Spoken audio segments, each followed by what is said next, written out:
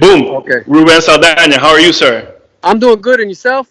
Good. I'm doing great. I'm super happy to have you here after coming across your story and what you're doing with the children and your own story. I needed to have you on, man. So Thank you, brother, for having me, man. yeah, We for love sure. Dallas, Texas, man. We have cousins out there, and the kids love them, man. Yeah, Good. Penny Where are you and Steve. from? Where are you I'm from from, originally? well, I'm Puerto Rican and Italian. I come from a black Puerto Rican father and a white Italian mother, both of them from Brooklyn, where I was born at, Kings County. And then coming from military parents, both, mom, dad, and stepdad. I'm an Army brat through and through. Hmm. And so we moved everywhere, but I was raised in Miami, and that's pretty much where my life went sour at. Not having a father figure in the household, because you know how the Army did it back then. Everybody Hmm. was working for lengthy hours. They have four sisters, four sisters. Younger sisters is not going to raise a boy in Nope. neighborhoods like Miami.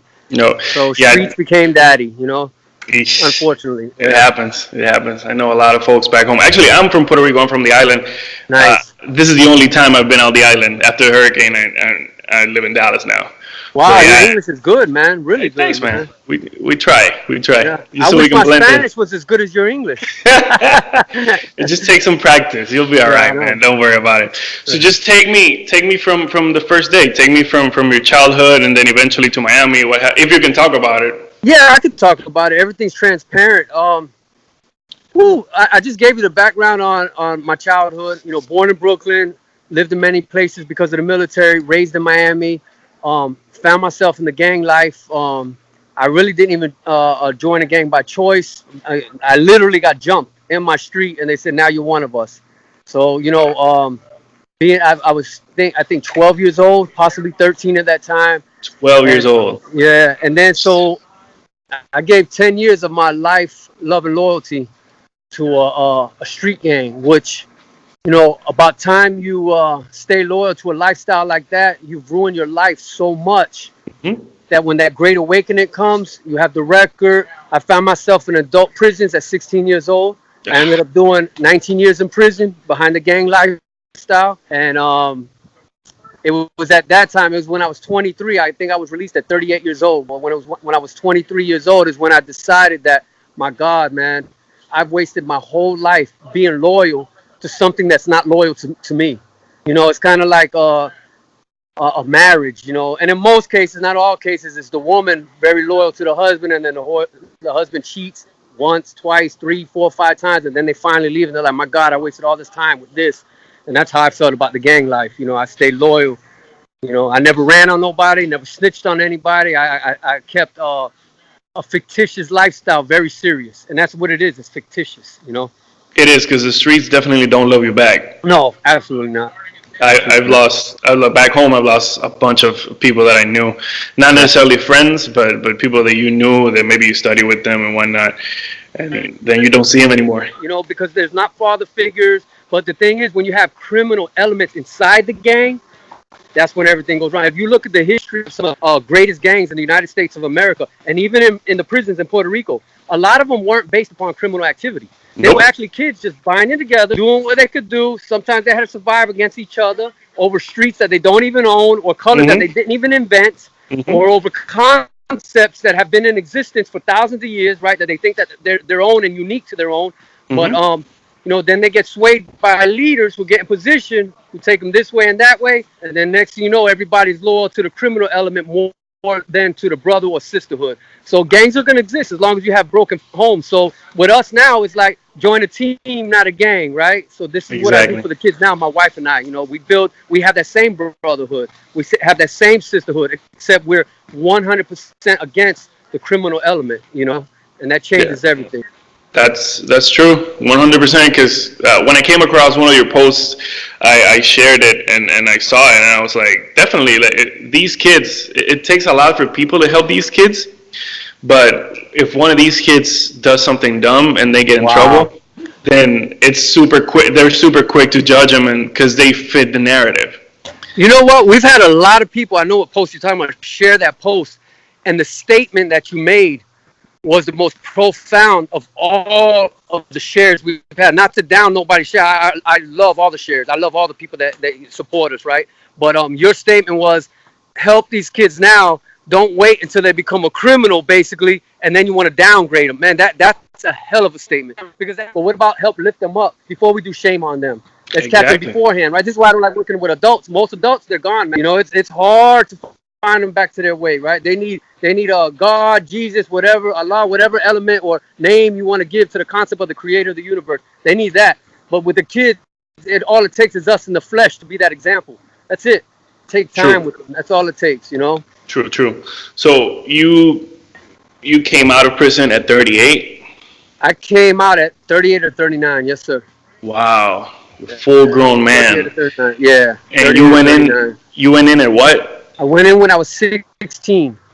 Brother. So I did 19 total. It was 3. I did a year, got out. You give us a wild 16-year-old who has no absolute no desire to change their criminal ways or their gang lifestyle. They gave me 4 years in prison with 5 years probation. I ended up doing a year with the 5 years probation. Literally violated my probation behind a car accident. That sent me back for 3 years, where I ended up at the most dangerous prison in the state of Florida. And then a year and a half later, I went in for 15 years for not telling on anybody. And even the state court TV did a documentary on my case. I wasn't even at the crime scene. I just refused to snitch. And I paid the penalties behind it. You know, show me who your friends are, and I'll tell you who you are. Association brings on simulation, right? Mm-hmm. So, you know, I died with the pack, you know. Wow, bro. I don't want to talk about anything that went on in the prison, because that's something between you guys. But if there's something positive that you take out of the prison life that you went through, what would that be? It's different for everybody. It's not a one size fits all. But addressing the question, to me, as you can see, it took me to become a 3-time loser, right? So before I woke up, you know, prison life, you're either going to come out better or a lot worse. And in most cases, I would say, and personally, in 90% of the time, it's going to be a lot worse, because you're full of hatred, you're full of oppression, you're full of abuse that happened to you while you were in there. Some people physically, most, if not everybody, mentally, spiritually, you know, you become like a person full of a lot of hatred. If you don't have family to love on you when you get out, or a good mate, be it a male or female, depending on your gender, you're gonna harbor that hatred, because society is gonna try to spit you right back in there. You know, so if you don't have a strong mentality and a strong support system of love, it's very easy to continue that cycle. I've been released now almost 5.5. I'm not going back. If I go back, it's because of some fluke. I defended myself. You want to send me in there for the rest of my life? It's, like I said, it's different for some. Some people only have to do 2 months in the county jail. Some people just have to go visit the county jail and say, hell no, I'm done. I will never live like that, you know? Unfortunately, I was a knucklehead. I was trying to stay loyal to the wrong things. So now I have a loyalty to the kids, you know, to the program that my wife and I created 5 years ago. Wow, that's beautiful. So let's talk about it. So the moment you get out of prison, did you already have this idea to work with the kids? I did. Yeah. This idea was born. And I used to make these prizes for these handball winners. We do little food items, make little cupcakes and sweets out of like honey buns and peanut butter, just little, what you call chain gang food, right? Right. And you know, they cost about $15, and in prison, that's a lot of money, man. Normally, $15 could last somebody 2 weeks in prison. And what ended up happening was a lot of adults become unappreciative of the prizes and stuff. They wanted more, not even realizing that I was doing that out of my heart. So a friend of mine named Memo, who was also in my gang in Miami, he was doing a 45-year sentence. He's like, you know what, brother? He said, you got a lot of kids that come visit you, what happen to be a lot of family members or friends of mine, their kids. He said, man, when you get out, create these same type of programs for these kids. Don't worry about these adults, man. They're grown men. They know what they need to do to change. I know you try to do positive stuff with them. It's the wrong place, man. Give it to the kids. And I sat down that night and I made a list of kids that I've been missing their life. At that time, I had been incarcerated, I want to say about 9 or 10 years. And I wrote all their names, and I think it came out to like 17 kids. And I said, when I get out, I'm going to do a camp just for those kids that I miss so much, that I feel like I owe them my story and my time. You know? Which kids were these? How did you? They were two of my sister's kids. They were my brother's kids. Just like or people we were raised with. Like my mom was always like a house mom. We always had somebody living in our house that had kids that was in a situation that just needed help. Right. So those were the kids. Family or really, really close friends. They obviously weren't strangers, because I couldn't just put a stranger's name on there. Right. And when I got out, I wanted to do a camp for kids. You know, take them away from the inner city life and explain to them my story, to hope, to utilize it as a youth crime prevention. And we did it. We did the first one over there by Jacksonville. 95% of the people were from Orlando or Kissimmee, Florida. And out of those 17 kids, I want to say about 10 of them were on that list. It showed up. The other ones, I didn't even realize how much time I had been incarcerated, right, which was 15 years at that time. They were grown already. They were adults. So, like, these kid activities that I have for them, it's like putting a 20-year-old on a toddler bike. You know what I'm saying? Like, yo, Right. they don't want, you know what I mean? And it hit me like, damn, these aren't even, when I was meeting some of these kids I'm like, God, these aren't even kids no more. Some of these kids were bigger than me, So we did the first one in Middleburg, on the outskirts of Jacksonville, and it was just so touching. There was a lot of crying. Everybody was sharing stories. There was a lot of trauma and a lot of pain. I was training the kids in the mixed martial arts and the boxing, what I could. I myself was preparing myself to reach the goal of becoming a professional fighter again, which was one of my goals before I got incarcerated.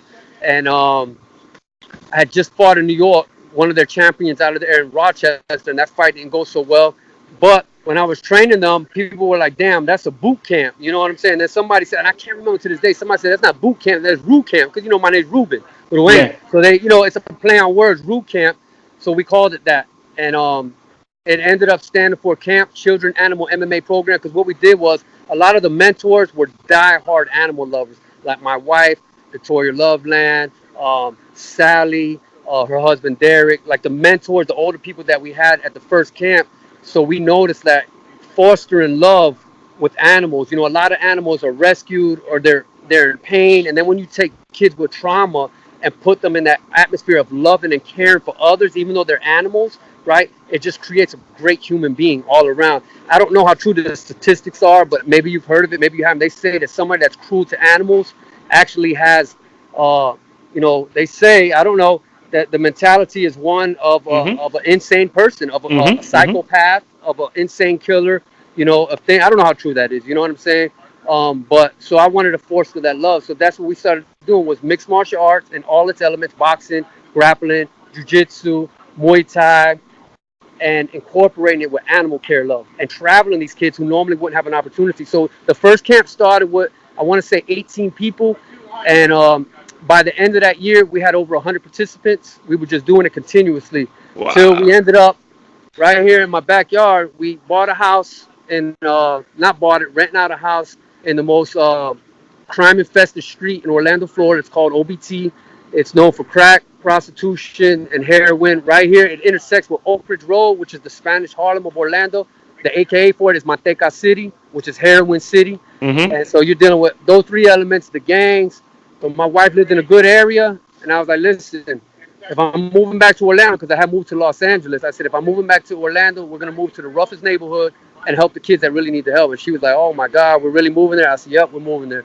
Wow. And we moved here, and there wasn't a community center when we got here. There still isn't. And I think for 30 years, the city has failed this area very poorly, very bad. And they still... While there's been a lot of verbal commitment to us and a lot of praises for the work we do here, which I want to add is for free. We don't get paid for what we do, and we haven't got paid for what we do for 5 years running this root camp.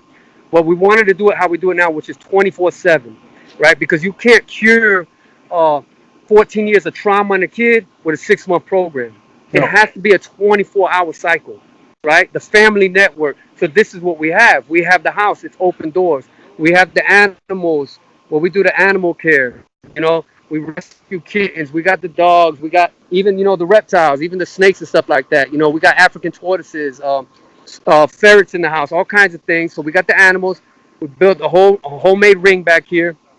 And this ring was built in 2 weeks and survived 2 hurricanes, the last 2 hurricanes that hit Orlando. And I mean, survived it thoroughly. Trees have fallen on my neighbors' yards, broken their houses in half. All kinds of crazy stuff. Our street was the last street to get electricity in our area, in the 32839 area code that I know of. And this ring still survived, right? So this ring is a fighter within itself. And we've built champions out of here. We got kids that became world champions, national champions, regional champions in MMA, boxing, kickboxing, Muay Thai. We've had a lot of pro fighters, professional fighters, come back here in this very backyard and train our kids. It's just been a wonderful experience. I'm just very saddened with the lack of resources. You would think that the city or people that have the finances in our area would be more responsible and more, let's back them up, because we have 5 years of statistics. I could understand if you didn't want to back me up the first 6 months or a year. Why? Because I was coming out of prison, first. Second, because the sport's considered a violent sport, even though we don't do no headshots with the MMA, right? So people don't take out the time to understand how is it. But 5 years, here's our statistics. Not a single arrest under our watch. Hundreds of troubled youth from all the worst crime-ridden areas in Orlando, Florida. Not a single ambulance assistance. Hundreds of training sessions, hundreds of competitions all over the United States. Not a single skin disease training outside, right? No MRSA, no ringworm. We haven't had a team infestation since we've trained outside. So I think God's glory with his sun and the rain, because I might put bleach on this ring once every 6 months. So do that. If you go to professional gyms, they're hitting it with them heavy chemicals every day, 2-3 times a day, and they're still infested with all those skin disease. And it's not the gym's fault. You know, it's just the people that know that they have a skin disease and they're freaking going in there, still training, trying to hide it, and it's seeping through the freaking clothes, which are full of pores, just like our body is, you know. But I'm not blaming the gyms, but it exists. So our statistics are amazing, man. We just got rated by Fight Book MMA, which is USA Today's combat Facebook group. We were rated the #1 training camp in the United States of America. We got the certificate for that for 2018. Wow. We're the #1 ranked team in the Eastern United States.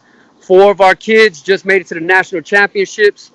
2 of them were associate gyms, and 2 of them train right here in the backyard. Matter of fact, they're here right now. One's right here. Zarek, raise your hand. He just won the national championship in California. Keep going. Big Brandon, raise your hand real quick.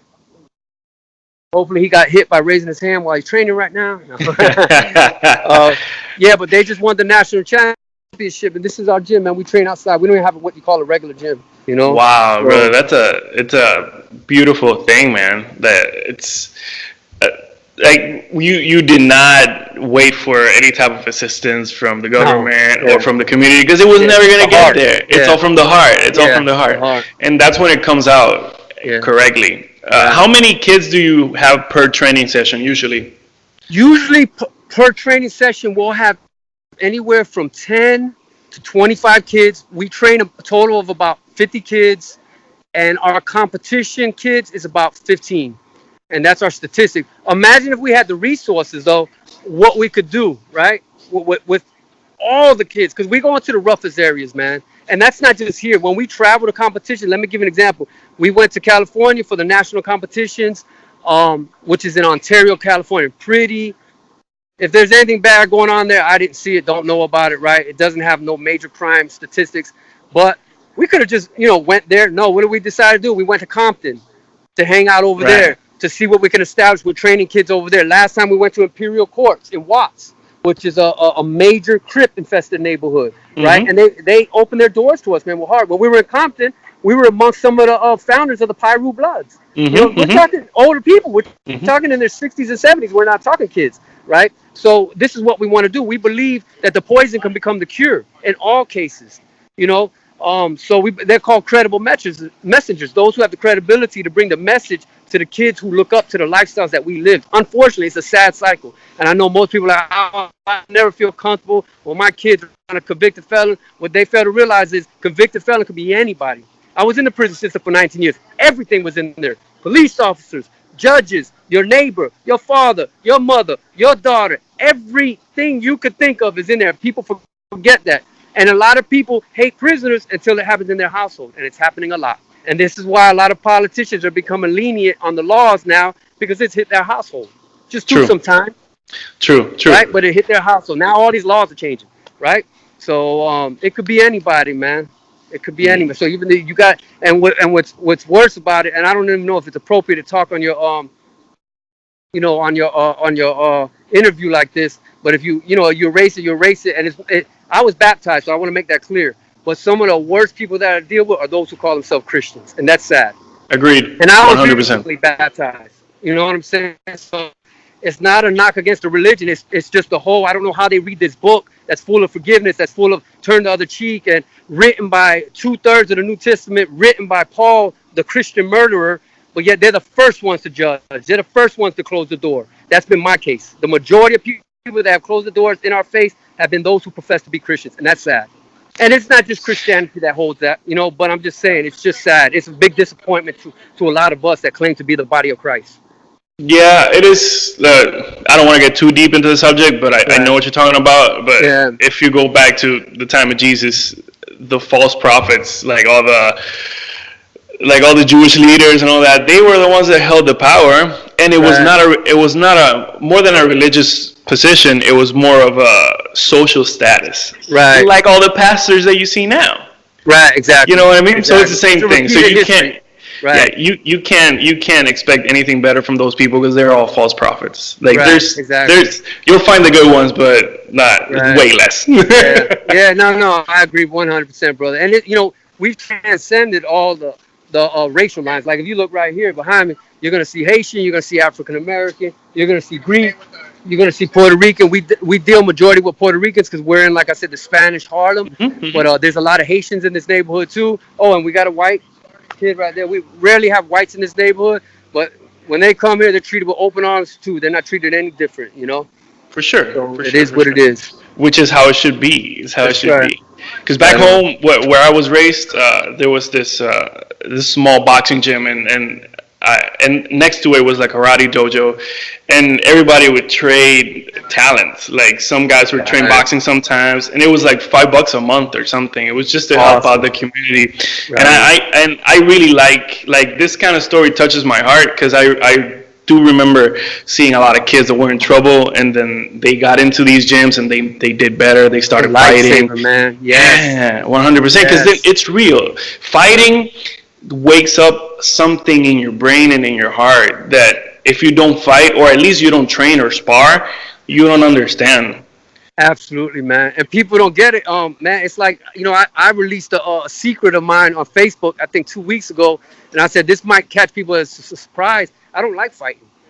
I don't like violence, right? But I know it's a necessary element to not become a victim to other people's abuse. So what's the best way to do it except to take the kids and train them now and get them used to sparring, get them to full contact, being hitting back, so that when they do get hit in real life, whether it's mentally, physically, or spiritually, they know how to bounce back and not just play victim role, right? Some of us will say, oh, well, we're supposed to, you know, do this or that, you know, no to violence, just take the whooping, take the raping, take it. No. Because either you got to respond back or you got to rely on the violence of somebody else to protect you with that same violence. So it's called life. It's a reality, man. I mean, we can even go deeper down to the sperms reaching the cell, right? A lot of people don't look at it. You know, we were 1 in a billion. And look, you and I made it. We made it. Kids made it. And we were fighting our brothers and sisters to make it today. Only one of us made it, right? Maybe That's true. 2 or 3. I don't know how the twins work, whether it's the egg or the sperm. But I know we made it, that one. And we were literally bumping heads, swinging on our fellow sperms, right? It goes. It's really our nature, whether people like it or not. It's true.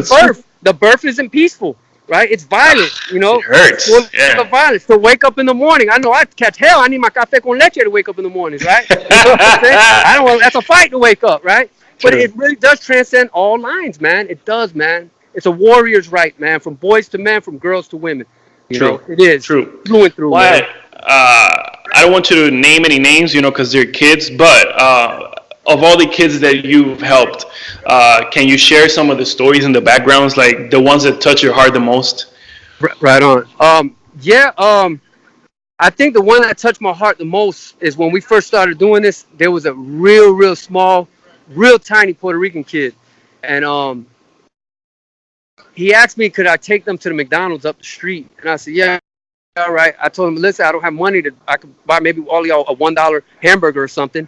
Long story short, he said, no, I got it. And when he got out, he said, Coach, you want something? I said, no, I'm not going to have a kid buy me that. And he pulled out a stack of hundreds. I was like, hold the hell up, man. You been stealing from your parents, man? And he's like, no, I swear. I said, man, don't lie to me, man. I'll drive you back to your house. And he said, I swear I did. So when he went inside, one of his Dominican partners told me, we call him Domi, right? It's not his real name. But Domi told me, hey, Coach, he didn't steal from his mom. He said he robbed the drug dealers in our neighborhood. I said, what the hell? And I found out later on what he was doing was at nighttime when the dope boys had to go into their house in our neighborhood, which is infested with drug dealing, right? I told you it's Manteca City. Mm-hmm. He would watch out his window where they were putting their stash at. Yeah. It was the cash or the dope. And then he would sneak out his window at 2 or 3 in the morning and go get their cash or go get their dope and sell it to another neighborhood. And this is how this kid was making money. Lord knows, I wish man, I had somebody in my neighborhood might say, you can get which I love, or graffiti, which I love, you know what I'm saying? And turn it into an artistic art and get paid for it. Nobody did that. My mom was very supportive in what I did. I don't want to knock her.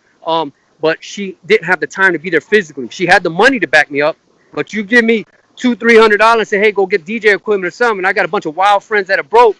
We're going to go spend that money on the skating ring, on girls, and all kinds of other stupid stuff. And then that $200 is gone, you know? Mm-hmm. So that was the reality. But he's one story.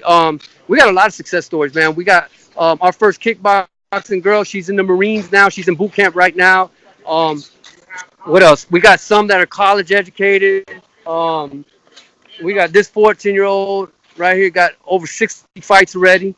Wow. I just pointed him out to you. Yeah, at 14, he already got 60. And he's fought everywhere. Iowa, 2 times in California, South Carolina, all over Florida. And he's healthy. He's safe. His brain isn't routed. He just had an MRI yesterday. Nothing wrong with his brain. You know, our statistics, if you go to the United States Fight League, we deal with youth character development. We encourage military and law enforcement for our kids. Our first secretary, right? This was her office. You see that shed back there? Right. I don't know if you can see it. Yeah, that was our office. We used to open that up and have her sign out the equipment for the kids, right? Wow. Well, she just graduated from a law enforcement academy here in Orlando, right? So who would ever thought somebody like me would have kids amongst them that would graduate from law enforcement academies and military, you know? So we got a lot of success stories, man. Every one of them are success stories. You know, our only failure, remember I said we haven't had a single arrest under our watch?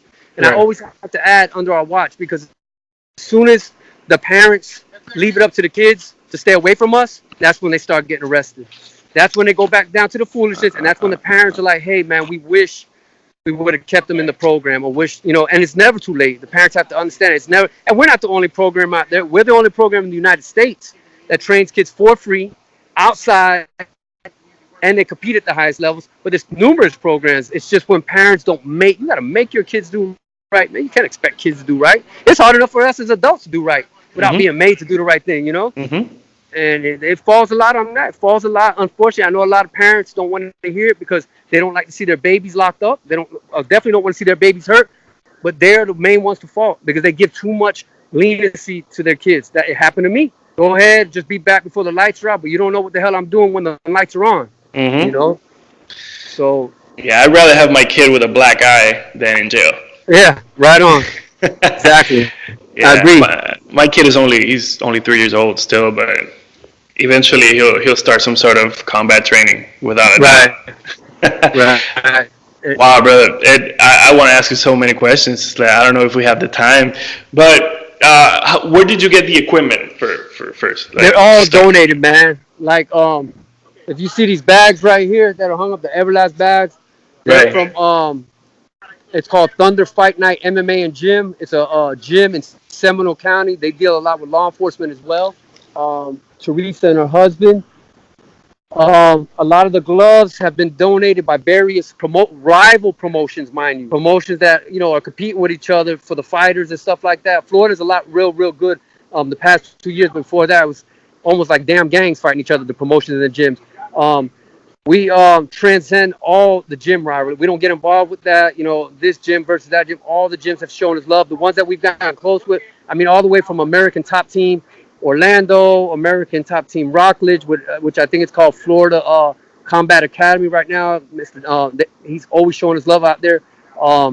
David DeCulio, who ran Team USA against Cuba in kickboxing, he's shown us Mo Muscle. I could just keep going on. There's a couple of UFC fighters. Mike Perry, he's shown up to some of our events, showed us love before he was a UFC fighter. Pete White Boxing Gym. I could just keep naming, bro. It's like love everywhere, man. We can't get into gym rivalries. You know, you come with our gym, but we just can't afford. We train kids outside for free, man. And some gyms, the ones that don't show us love, they look at us like we're a threat, like we're taking their kids because we're offering it to them for free. What they fail to realize is either A, our kids don't have money to pay for your regular gym memberships, or B, the parents won't give them the money to go and won't take them. So we're not competing with crap. You know what I mean? There's no MMA gym in our area. We have been the only thing out here, this backyard. So we're not competing with anything. And even if it was considered a competition, I mean, you can't be free. And not only that, you can't beat our quality, man. We taking these kids and we're taking them out of our pockets or out of sponsorship where they need to go to develop youth character development. It's not about us just paying us for an hour training. See you later. I understand a business has to be ran the way a business has to be ran. This isn't a business though. This is out the heart. Plain and simple. From which ages do you have the kids? How young are they and how old do they get? From 5 to 43. I love it. But our normal range is 7 to 15.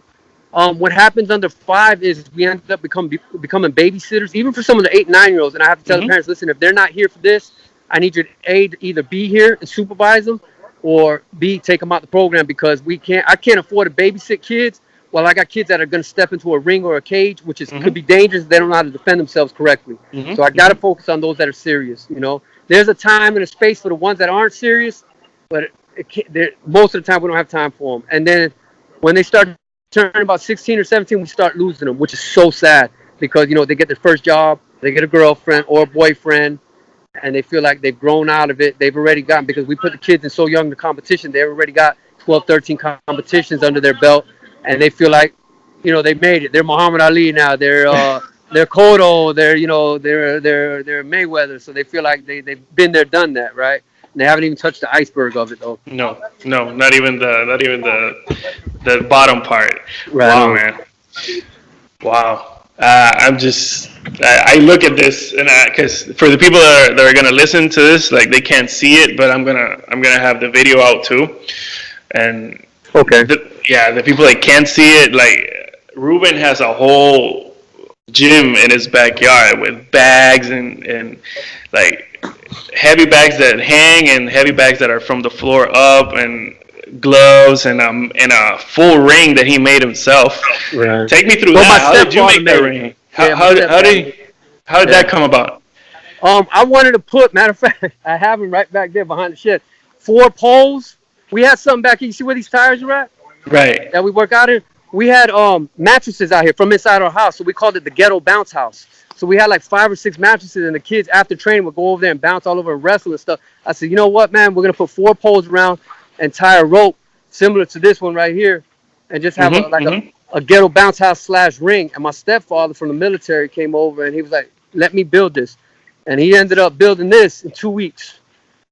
And turned out a lot better than the ghetto bounce house that we wanted to make. And this has been here. Oh, wow! It's pretty much a real 100% ring. Yeah, and we've had a lot of some of our best kids came out of here, and even some of the kids that aren't ours, like per team, have been here and trained with us and taught us or learned pick something up themselves as well. Okay, how many instructors do you have there? We have, I want to say about 6 volunteer licensed coaches. Everyone, let me point out, I'm glad you brought that up. All of our coaches get licensed with the United States Fight League, which is the official youth development arm in the United States of America. When this sport becomes an Olympic sport, we're the only ones, the United States Fight League, as the youth development arm that could compete in the Olympics. You have to be registered there. But they first get screened for sex offenses and crimes against children. That's the first mechanism that they got to go through, and then they have to go through courses that deal with brain safety, that deal with the Olympic, with the safe sport. I forgot the exact name of it. There's 2 courses I do, but deal with sexual abuse, child abuse. Let me give you an example. Like, we have a lot of females that train with us as well, right? And if a female has to use a bathroom right now, they don't go by themselves. They don't go with a male. They have to go with 2 of their own gender to the bathroom. Obviously not inside the bathroom itself, but to escort. And the same thing goes with our males. So we have it secured up, man. You know what I'm saying, on how we deal with the kids' safety. And then the training, like I said, man, I'm not saying nobody can't get hurt. It is a physical sport, but our statistics, and it's on the United States, on kidsmma.org, have been proven safer than cheerleading, than volleyball, than baseball, than football. It's statistically proven. It doesn't matter what people think. Our doctor report came out already, So we're doing great. I think out of over 1,000 fights that were documented in California, Missouri, Florida, and elsewhere, there were 15 injuries, not a single concussion on them injuries, not a single person about to die on their deathbed. Like I said, I'm not saying it can't happen, but my God, man, we can get killed walking. I got a better chance of getting killed walking down the sidewalk on this notorious street than I do training back here, So. Wow. And so all these kids that you have, do all of them fight in amateur MMA, or some of them just do kickboxing? Yeah, it's split. Some of them fight just in boxing. where they compete just in boxing. Some of them compete in Muay Thai. Some of them compete in just grappling. The majority compete in all of it, MMA, where they mix it up, where we don't allow the headshots because the gloves are too small. Exactly. So no punches or kicks to the head? No, neither. No punches or kicks to the head. Yeah, we want these young brains to, and we're not stupid. We know that the majority of the kids are not going to become professional fighters. My goal as Root Camp is that eventually what we have created here becomes. We have a branch in Africa right now called Root Camp Uganda Africa, but becomes nationwide to where every neighborhood of poverty and crime has a root camp in there where they can learn how to defend themselves. They could take their aggression out in the sport itself, and that our kids could get hired there. You understand what I'm saying? Yeah. So it's like each one teach one, so that when they become 16 and 17, they don't have to leave, so that they have a legal job. They deserve to get paid. We deserve to get paid. I'm not trying to toot my own horn, but the 7 coaches that I named, and we have mentors, everybody deserves to get paid. The city has the funding for this. We're doing the work of the law enforcement.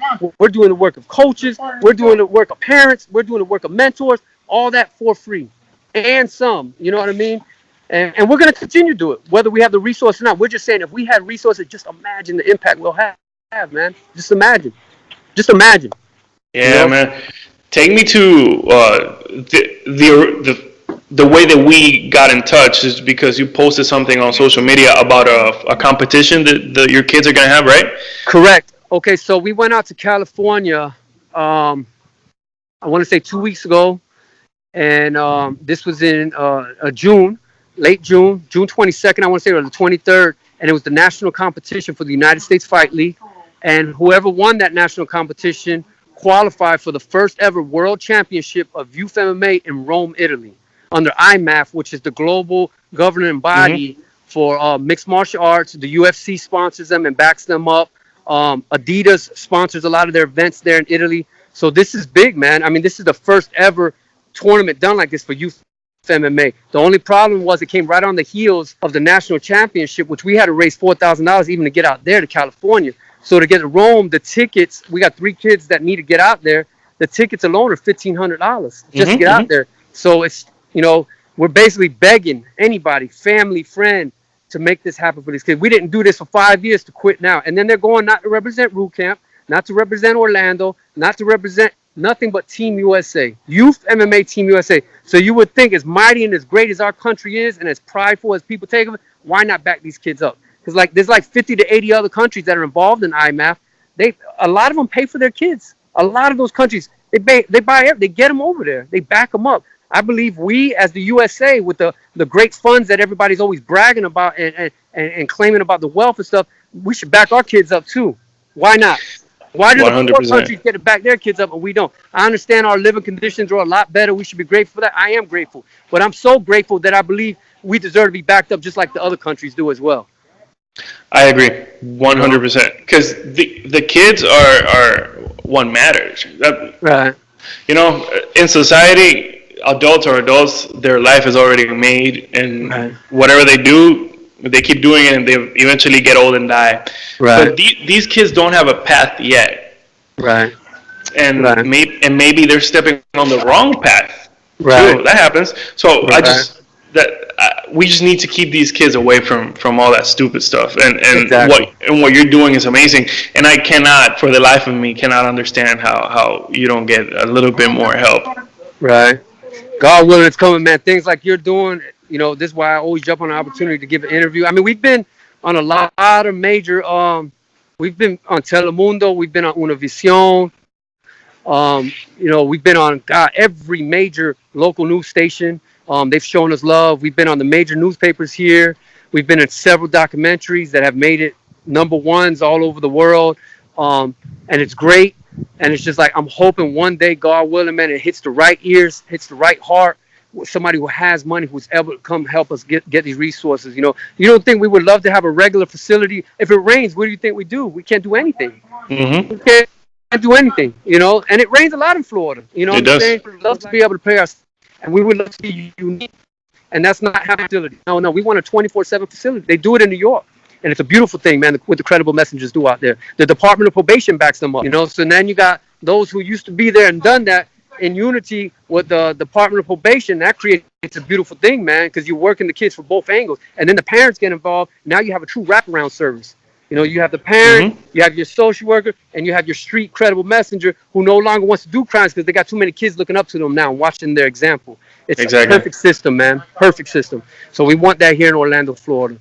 And God willing, the stuff like you're doing will help get us there. You know, we'll share it. I'll blast it to all my family and friends. Hopefully people on your end will share it with, and then I think they say we're 6 steps away from everybody we want that, you know, we want to hear us. True. You know what I'm saying? Hopefully it'll hit the right heart, man. They'll be able to help us out. True, man. And have you, going back to like the prison subject, have you been back maybe taking some kids like in a prison tour or something so they know, or do you know somebody that does that?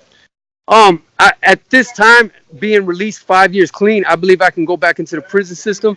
But like I said, man, my thing's not with the adults, man. They know what the hell to do, man. Either you're gonna do right or you're not. So I'm trying to catch the kids before they become one of them. I don't want to wait till afterwards, right? Not to say, of course, you know, my heart. So I got a lot of brothers and sisters that come out of the prison system, and I get with them right away, and I try to show them the work I'm doing, and I can tell right off top if they're good to be around us or they're not. And if they're not, I cut them off immediately. With love. Hey, brother, do your thing. Sorry, I can't participate in that. Can't even be around it. Don't even want to be around it. Right. You know?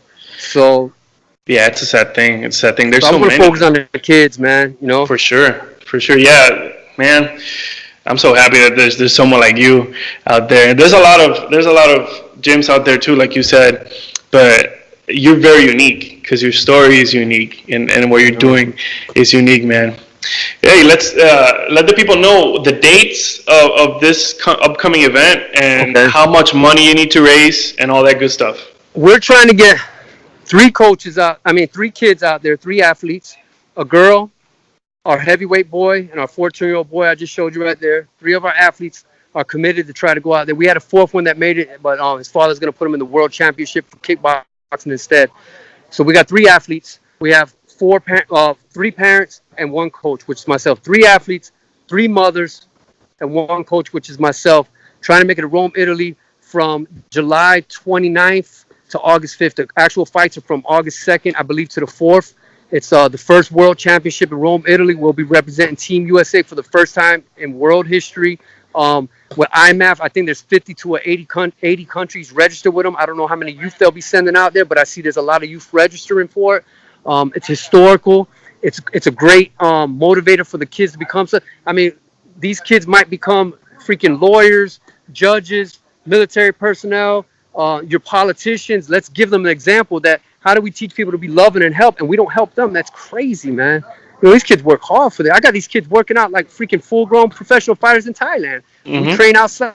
We don't have an air-conditioned out gym, and that gives us an advantage too. Because when we do compete in air-conditioned out venues, you know, we're used to this hot heat right here, this Florida heat. You know, so it's the plane tickets that are killing us, man. They're like $1,500, but I know there's some each, man. I know already. We got 1 mother and 1 child. Taking care of already. Mom, they're covered on the airplane, but that doesn't take care of the. You know, it's $500 for the place that we have to stay over there. The registrations themselves are like $200 a piece, 200 euros. The United States Fight League is paying for that, thank God. The coaches got to pay 100 euros. We're going to take care of that ourselves. But it's the airfare. If we can get the airfare taken care of, which comes out to about $7,000, we'll get everything else. And $7,000 may seem to a lot to a person like myself, a person in poverty, and other people. But really, the air flight people themselves, you know, the owners of America. I mean, I would love to fly in with American Airlines. How nice is that? We're representing America, right? Flying with, you don't think and they can get a write-off. We're a 501c3. They can get a pretty write-off and represent the country that's sitting there on their airplane. You know, why is that flag sitting up there if you're not going to let us represent this country through and through? You know what I'm saying?